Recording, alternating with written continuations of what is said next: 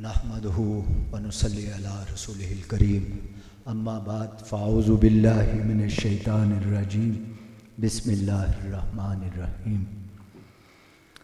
सबसे पहले मैं दरबार आलिया डोडा शरीफ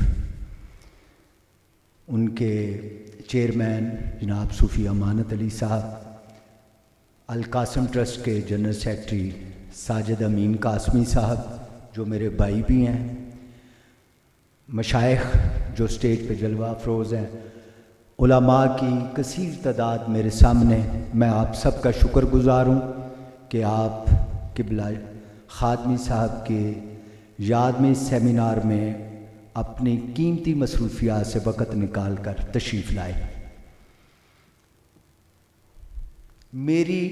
मैं अपने दोस्तों से अक्सर एक बात शेयर करता हूँ, आज भी शेयर कर दूँ। मैं ये कहता हूँ कि इस दुनिया में अल्लाह और अल्लाह की रसूल की मोहब्बत और अल्लाह नबी करीम सल्लल्लाहु अलैहि वसल्लम का उम्मती होने के बाद करीम मालिक ने जो मुझ पे सबसे बड़ा करम किया, मुझे किबला खादमी साहब के घर जन्म लेने का शरफ हासिल।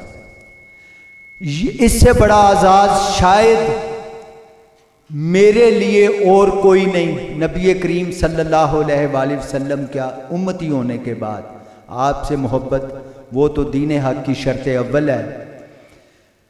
बड़ी औलाद होने के नाते मेरे छोटे भाई हाफिज़ मोहम्मद इलियास खादमी, मेरे चचा, मेरे बेटे, मेरे बहनोई माशाल्लाह बैठे हैं, मेरे साथी दोस्त बैठे हैं।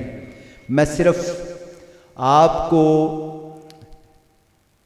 मैं आज की इस तकरीब का मेज़बान भी हूँ और मेहमान भी हूँ।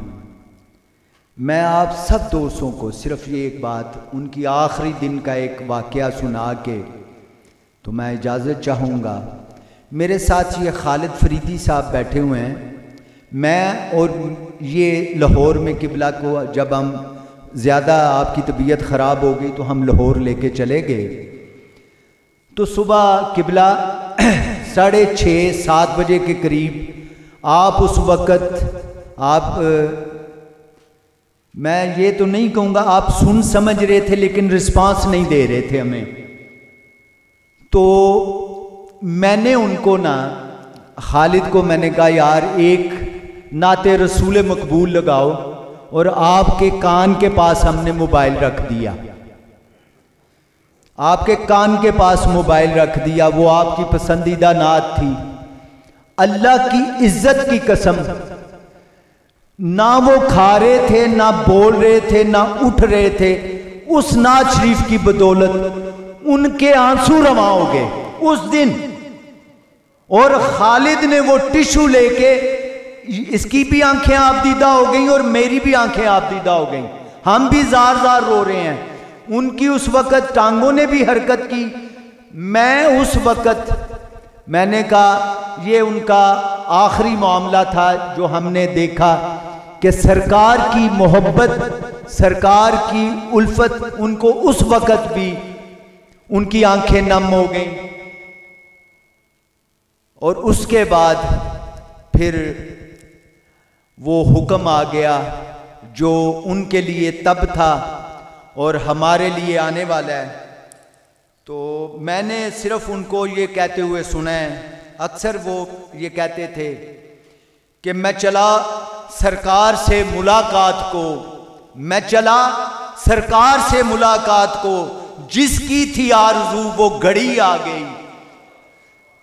बस वो घड़ी आई और वो हमें दाग़े मुफारकत दे के, मुझे यकीन है अल्हम्दुलिल्लाह इस बात का कि अल्लाह ने उनको बहुत आला मकाम अता किया होगा, क्योंकि आप सब दोस्त, उनके शागिर्द, मेरी फैमिली, हम सब उनके लिए हर वक्त दुआ गो हैं।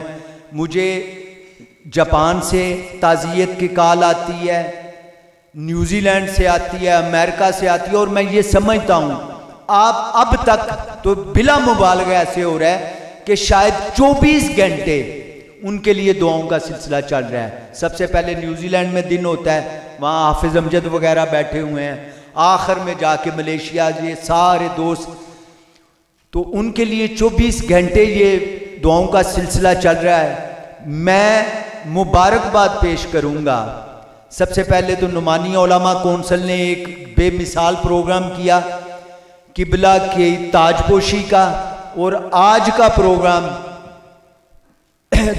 दरबारे आलिया गौसिया कासमिया डोडा शरीफ वालों ने, आज उन्होंने भी उनके शान शयान प्रोग्राम करके मुझे मेरे दोस्तों के दिल जीत लिए हैं। अल्लाह पाक उनको इस का अच्छा अजर अता फरमाए और हमें सब्र, मेरी फैमिली को सब्र, और मुझे मेरी फैमिली को दीन का काम करने की तौफीक अता फरमाए। मेरे साथ साथी बैठे हुए हैं, ये मेरे साथ बहुत ताउन कर रहे हैं। इंशाअल्लाहुल अजीज़ आप लोगों को नुमानिया की वही आवाज़ आती रहेगी, वहाँ पे दीन का काम उसी तरह इंशाअल्लाह जारी व सारी रहेगा।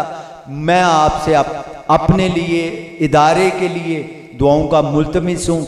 मेरे सामने तैयब सरफराज साहब बैठे हैं। डॉक्टर सरफराज साहब का जिक्र ना करना इस मौके पे मैं समझूंगा कि बुखल होगा। वो उनके साथी मार्च में डॉक्टर साहब हमें दागे मुफारकत दे के गए, और 30 जून को किबला उन दोनों साथियों के लिए दुआ फरमाइएगा। शुक्रिया।